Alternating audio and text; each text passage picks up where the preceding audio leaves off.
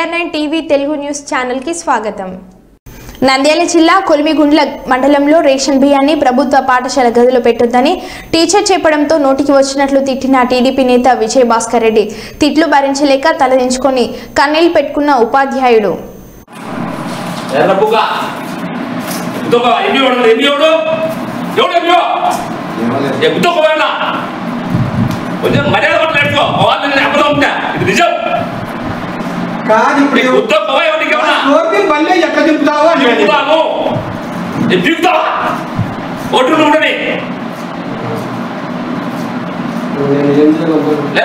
మగుడు చాలా తలకాయ మగుడు నీకు లోపల చూద్దా దిగడం లోపలేమని చేస్తుందా